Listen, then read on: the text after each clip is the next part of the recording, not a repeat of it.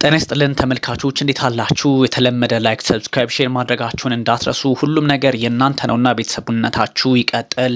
በእርግጥ ዛሬም ባመሰግናችሁ ደስ ይለኛል። ሁሌ እናንተ የምታደርጉት ላይክ፣ ሰብስክራይብ፣ ሼር የምታደርጉት እያንዳንዷን እንቅስቃሴ መመልከት ስለቻልኩ ውድ ቤተሰቦቼ በኩራት ቤተሰቦች እላችኋለሁ። ወዳጆቼ ናችሁ። የእናንተ ጥረት የእናንተ ብርታት ትልቁን ድርሻ ይተወጣ ስለሆነ እያንዳንዳችሁ ማን ምን አደረገ የሚለውን የተመለከትኩኝ ስለሆነ ዩቲዩብም በዚህ ጉዳይ ላይ እያገዘኝም ስለሆነ እጅጉን አመሰግናችኋለሁ ቤተሰቦች። እያንዳንዳችሁ የምታደርጉትን ነገር መረዳት ስለምችል ማለት ነው። እጅጉን አመሰግናችኋለሁ። በእርግጥ we are family ለዛም ነው ከዚህ አንጻር ቤተሰብ የምላችሁ በተደጋጋሚ ማለት ነው።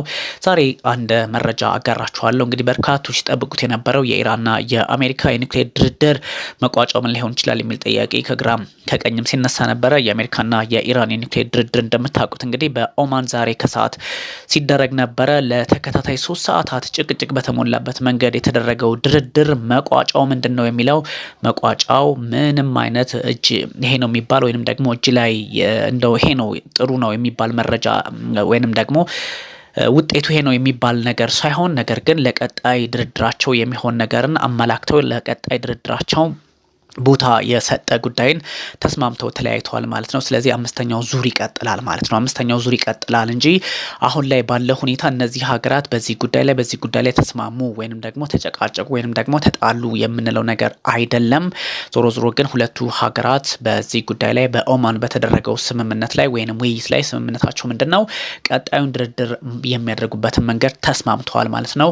ቀጣዩ ድርድር የት ነው የሚደረገው? በምን ሁኔታ ነው የሚደረገው? ቴክኒካል ጉዳዮች ምን ይመስላሉ? የሚሉትን ደግሞ እንግዲህ ሁለቱ ሀገራት በሰጡን ሀሳብ በሚያጋሩን መረጃ ለሚቀጥሉት ቀናት ግልጽ ሊሆን ይችላል። ከዛ ውጭ ግን ለአምስተኛ ዙር ድርድር ተስማምተዋል ከሚል ውጭ የተለየ ነገር እንደሌለው ተመልክተናል፣ ተከታትለናል። የተለያዩ ዓለም አቀፍ ሚዲያዎችን ስንመለከትም ነበረ ማለት ነው። እነዚህ ሀገራት በዋናነት ምን እንግዲህ የሚያነሷቸው ጉዳዮች ምንድናቸው? ኢራን የኒውክሌር ስምምነት የሚባለው ነገር ተግባራዊ መሆን ካለበት ማዕቀብ እንዲነሳላት ይፈልጋል። ማዕቀብ መነሳት አለበት። ማዕቀብም ተነስቶልኝ በዋናነት ደግሞ ኒውክሌር ማበልጸግ የሚችለው ዩራኒየም የማበልጸግ ሂደቱ መሆን ያለበት ለንጹሃን መሰረተ ልማት ለኢነርጂ ነው እንጂ ለኒውክሌር ጦር መሳሪያ ለማምረት አይደለም። ስለዚህ ያን ማድረግ የነቀጥላለሁ የሚል ሀሳብ ነው እያነሳች ያለችው። አሜሪካ ደግሞ ሙሉ በሙሉ ኒውክሌር የሚባል ነገር ኢራን ሊኖራት አይገባም ወይንም ኢራን ኒውክሌር የሚባል ነገር መታጠቅ የለባትም ወይንም ኒውክሌር የሚባለው ጽንሰ ሀሳብ በራሱ በኢራን ፖለቲካ ላይ መኖር የለበትም የሚል አቋም ነው እንግዲህ እያራመደች ያለው። ያም ሆኖ ግን በነገራችን ላይ ከዚህ ቀደም እንደነገርኳችሁ ኢራንን የኒውክሌር ጦር መሳሪያ ያስታጠቋት ወይንም ደግሞ ስለ ኒውክሌር እውቀቱ ናውሌጅ ነው ሀው እንዲኖራት ያደረጉት ራሳቸው አሜሪካውያን ናቸው። ከዚህ በፊት በጣም ሰፋ ያለ መረጃ አጋርቻችሁ ነበረ። ምክንያቱም አሜሪካና ኢራን እጅግ ወዳጅ የነበሩ ሀገራት ስለነበሩ ከዚህ በፊት ያ ማለት ከ1954 እስከ 1979 በነበረው ጊዜ ውስጥ በጣም መልካም ሳይሆን በጣም በመካከለኛው ምስራቅ ያለ ኢራን ማን ወዳጅ አለኝ እስከ ማለት ደርሰው ነበረ አሜሪካኖች። ያኔ እንግዲህ ለቴህራን ዩኒቨርሲቲ የተለያዩ መረጃዎችን በተለይም ከዚህ ከኒውክሌር ሳይንስ ጋር የተገናኙ እውቀቶችን ሰጡ።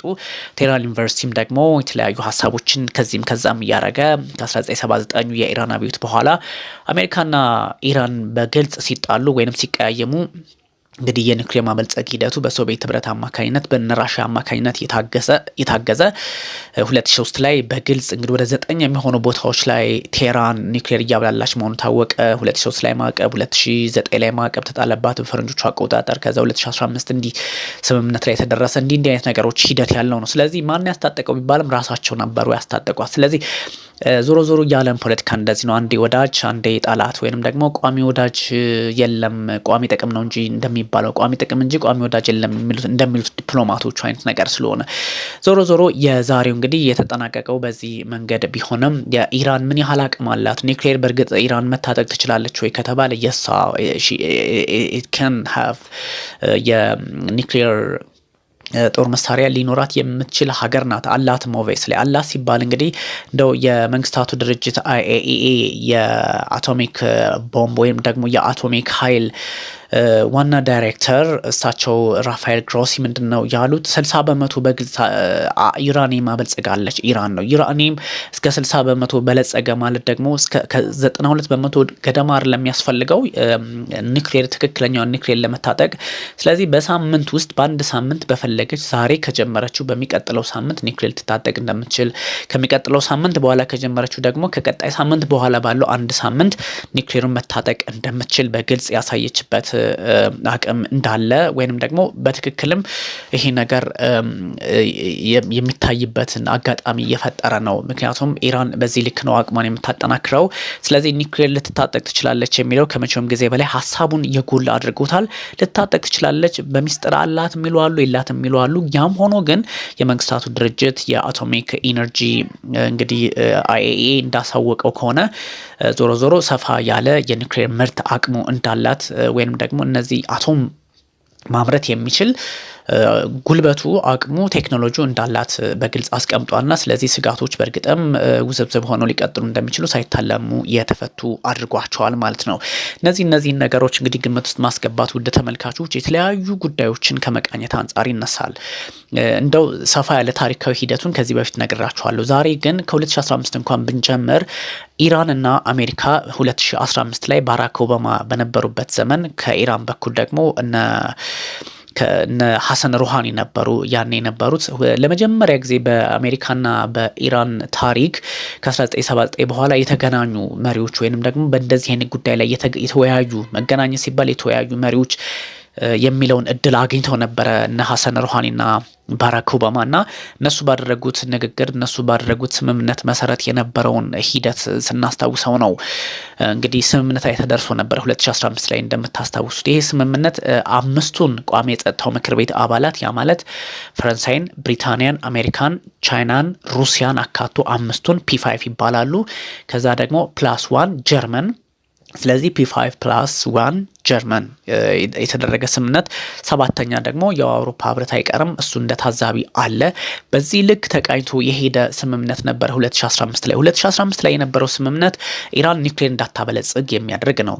በአንጻሩ ደግሞ በምላሹ ደግሞ ኢራን የተጣለባት ማዕቀብ እንዲነሳ የሚያደርግ ስምምነት ነበረ። በጣም ይበል የሚያሰኝ ስምምነት ነበረ። እሱ ስምምነት ሲደረግ እነ ባራክ ኦባማ 2016 ላይ እንግዲህ በምርጫ ተሸንፈው ከዋይት ሀውስ ሲወጡ እና ሂላሪ ክሊንተን በዶናልድ ትራምፕ ሲሸነፉ ዶናልድ ትራምፕ እንደመጡ 2016 ላይ ወዲያውኑ 2017 ላይ ጥያቄ ማንሳት ጀመሩ። 2018 ላይ ደግሞ ጥለው ተወጡ ማለት ነው። ጥለውበት የወጡት ምክንያት ምንድነው? አንደኛ ይሄኛው ስምምነት ባራክ ኦባማ 2015 ላይ የኢራን የኒውክሌር ዲል ብለው የተስማሙ ስምምነት ዋጋ የሚያስከፍል ኢራን በጊዜ ሂደት የኒውክሌር ጦር መሳሪያ እንዲኖራት የሚያደርግ ነው የሚል ኮንሰፕት ነበራቸው ፕሬዚዳንት ትራምፕ። ስለዚህ 2018 ላይ ተተውት ወጡ። 2018 ላይ ተተውት ከወጡ በኋላ ኢራንና አሜሪካ ቀጥተኛ ድርድር ወይንም ደግሞ አሁን ባለበትም ደረጃ ቀጥተኛ አይሉትም በርግጥ ንግግር አድርገው አያውቁም። ስለዚህ ተደራዳሪዋ ማን ነበረች? ኢራን ነበረች። ኢራን ከነዚህ ከአራቱ P4ዎቹ ጋር ከአራቱ ከሩሲያ፣ ከብሪታንያ፣ ከቻይናና ከፈረንሳይ ጋር ስትደራደር አሜሪካ ደግሞ በነዛ ኃይሎች ያው በነ ብሪታንያ በነ ፈረንሳይ አማካኝነት ድርድሯን ቀጥላ ነበረ ኢንዳይሬክትሊ ማለት ነው። ስለዚህ ዶናልድ ትራምፕ ተተውት የወጡት ነበረ ይሄ ነገር ድርድሩ በዛ መንገድ አሜሪካ ቀጥተኛ ባልሆነ መንገድ ስትደራደር ቆይታ በባይደን ዘመን ትራምፕ ድጋሜ ሲመጡ ደግሞ አሁን እንደራደር አሉ። ስለዚህ እንደራደር ያሉበት ምክንያት ምንድነው? ያቀረቡ ያሉት ኢራን ሙሉ በሙሉ ኒውክሌር መታጠቅ የለባትም፣ ያ ካልሆነ ኒውክሌር መታጠቋን ካላቆመች እኛ አንድም በሌላ መንገድ ጥቃት እንሰነዝራለን፣ የቦምብ ናዳ እናወርድባታለን የሚል ግልጽ መግለጫ ሰጡና ይሄ ነገር እስከምን ያራምዳል? ይሄ ነገር እስከ ነው የሚያስኬደን የሚል ጥያቄ ደግሞ በመነሳቱ አማካኝነት እንዲህ አይነት ነገሮች ተጀምረው አሁን ድርድሮች 4 ዙር ሄደዋል። 2 ዙር ከዚህ በፊት 3 ዙር ነበሩ። የመጀመሪያው ዙር በኦማን እንደምታስታውሱት በኦማን ተደረገ። ስለዚህ ለሁለተኛው ዙር ተሸጋገረ። ሁለተኛው ዙር ደግሞ በጣሊያን ሮም ተካሄደ። እሱም ውይይት ከተደረገ በኋላ በኦማን አማካኝነት ነው በነገራችን ላይ። ከዛም በኋላ ሶስተኛው ደግሞ ተመልሶ እዚሁ ኦማን ላይ ተደረገ ራሷ በኦማን አሸማጋይነት። አራተኛውም ኦማን ላይ ተደረገ። አምስተኛው we don't know where they are going to have the deal ግን ይቀጥሉበታል። በዚህ መንገድ አምስተኛው ላይ እንደውም የዛሬው ውይይት በጣም ትልቅ የሚባለውና ሰክሰስፉል ነው የሚባልበት ትልቁ ምክንያት በዚህ ልክ ሁለቱ ሀገራት አምስተኛው ዙር ላይ ድርድር ያደርጋሉ የሚለው ሀሳብ ነው። ድርድር ሲያደርጉ ግን ኢራን ኒውክሌር ትተዋለች አትተውም አይደለም። እንደውም የኢራን የውጭ ጉዳይ ሚኒስቴር መስሪያ ቤት ያወጣው አንድ መግለጫ አለ በኤክስ ገጹ በተለይም በቃል አቀባዩ በኩል ያለው ምንድነው በጣም ፈታኝ አዳጋች ብዙ ስትራግል የነበሩት ውይይቶች ናቸው። ያም ሆኖ ግን ወደ አምስተኛው ዙር የሚያሸጋግር ስምምነት ላይ ደርሰናል። ይህን በበጎ ልንመለከተው ይገባል የሚል ሀሳብ የሰጡበት ነውና እጅግ አስቸጋሪ ብዙ ጉዳዮች የተነሱበት በጣም አሳሳቢ የሚባሉ ምናልባትም አስቸጋሪ ነገሮች የተነሱበት እንደሆነ ይገመታል። በጣም እነዚህ ነገሮች ምክንያቱም ኢራንና አሜሪካ እንደምታውቁት ኢራን የኒውክሌር አቅሟን ኒውክሌሯን የምታደርግበትን ሂደት ካላቆመች መካከለኛው ምስራቅ ላይ የተለያዩ ኃይሎች በተለይም እነዚህ ከኢራን ጋር የሚሰሩ ፕሮክሲ የሆኑ ጠንካራ የሚባሉ ኃይሎች በቀላሉ የኒውክሌር ጦር መሳሪያ ሊያገኙ ይችላሉ። እነዚህ ኃይላት ደግሞ የኒውክሌር ጦር መሳሪያ ካገኙ በምንም እና በየትኛውም መለኪያ የአሜሪካና የእስራኤል በተለይም ከአሜሪካ ጋር ግንኙነት ያላቸው የአሜሪካ ቤዞች ላይ የአሜሪካ ጦር ላይ የአሜሪካ ሀብት ላይ የአሜሪካ ኢንትረስት ያለበት ቦታ ላይ ሁሉ ጥቃት ሊሰነዝሩ ይችላል የሚል ጥያቄን ያላቸው አሜሪካኖች ኢት ወርዝ በነገራችን ላይ ሊሆን ይችላል። ምክንያቱም መመልከት እንችላለን ኢራን በነገራችን ላይ በጣም the most responsible nation in the world ከሚባሉት ውስጥ ነች። ሂስቶሪካሊ ሪች ነች ፐርሺያ ስለሆነች አሁን ባለው ሁኔታ እና አያቶላ አሊ ሀመኒ ሃይማኖታዊ ቅርጽ ለማስያዝ ቢሞክሩም በጣም የተማሩ ኢራናውያን አሉ የሚቃወሟቸውም አሉ። ስለዚህ ኢራን ከታሪክም ኢራን ካላት የፖለቲካ ግንዛቤም ካላት ከብዙ ነገሮች አንጻር እንዲህ እንደው ኒውክሌር ጦር መሳሪያ ስትታጠቅ በአካባቢው ላሉት አሸባሪ ተብሎ ለተሰየሙት አሸባሪ በነገራችን ላይ እንደ በኮቴሽን ውስጥ እንደ የሀገራቱ ፍላጎት ዲፋይን የሚደረግ ነው። ነፃ አውጭም ሊሆን ይችላል አሸባሪ ተብሎ ለምሳሌ አንድ የጋዛው ሐማስ ለጋዛውያን ነፃ አውጪ ሙጃሂድን ይባላል። እስራኤል ደግሞ አሸባሪ ትለዋለች። ሌሎችን አሜሪካ ምናምን አሸባሪ ይሉታል። ስለዚህ እንትን ነው አንጻራዊ ነው ማለት ነው። ውድ ተመልካቾች እሱን አንደርስታንድ ታደርጋላችሁ።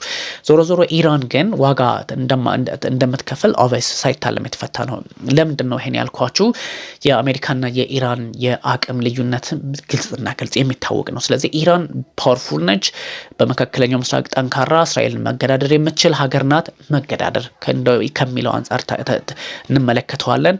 ይሄን ሁሉ ግን ከአሜሪካ ጦር ጋር እንዴት ልናወዳደር እንችላለን? አይወዳደርም። አሜሪካ ዓለም ላይ ቁጥር 1 ዓለም ላይ ቁጥር 2 ኒውክሌር ታጠቀች፣ ቁጥር 1 የጦር ባለቤት ኢኮኖሚ ብዙ ነገሯ ቁጥር 1 ነች። ያው አሜሪካ እንደምታውቋት ሱፐር ፓወር ስለሆነች ስለዚህ ዋጋ ትከፍላለች። ለዚህም ነው ድርድሮች አስፈላጊ ሆኑት። ዋጋ መክፈሉ እንዳለ ሆኖ የኢራን ፖለቲከኞች ደግሞ አሁን ባለበት መንገድ ነገሮችን መቃኘት ካልቻሉ ነገሮችን ማስተካከል ካልቻሉ እጅጉን ውስብስብ የሆኑ ሂደቶችን ሊከተሉ እንደሚችሉ የሚያሳዩ ነገሮች አሉ። ምክንያቱም አያቶላ አሊ ሀመኒ ፖለቲካዊ ፍላጎታቸውና አያቶላ አሊ ሀመኒ እንደምታውቁት ነገሮችን በራሳቸው መንገድ የሚቀርጹበትን አካሄድ አስተካክለው ለመፍትሄ የማይቀመጡ ከሆነ ከትላንቱ ዛሬ እጅግ አስፈሪና ውስብስብ የሆነ ከባቢ ሊፈጠር እንደሚችል እርግጠኛ መሆን ይቻላል።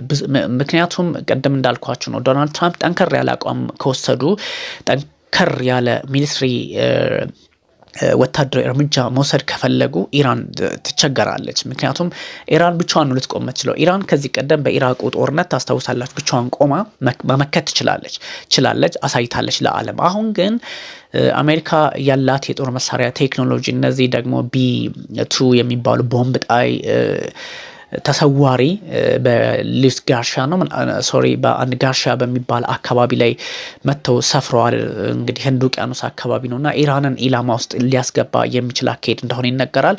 ይሄን ታሳቢ ሲሆን አንደኛ ይሰወራሉ፣ ሁለተኛ ደግሞ ኢራንን ታሳቢ ያደረገ ጥቃት ነው። ሲቀጥል እስራኤል ቢገስት ፓወር ነች ሚድል ኢስት ላይ ባለው ሁኔታ ጥቃት የመሰንዘር አጋጣሚዎች ይፈጠራሉ። እነዚህ ሆነ ደግሞ እነ ኢራን ብቻቸው ሊቆሙ ይችላሉ። በእርግጥ ኢራን አሁን የምትሄድበት አካሄድ ከቻይና ፖለቲከኞች ጋር ኦቨርፓስ በማድረግ ምዕራቡን ከቻይና ፖለቲከኞች ጋር አብራ ትሰራለች። እነ ሺ ጂንፒንግ ጋር በኢኮኖሚ በወታደራዊ በተለያዩ ጉዳዮች ከነ ሩሲያው ፕሬዚዳንት ቭላድሚር ፑቲን ጋር አብራ ትሰራለች።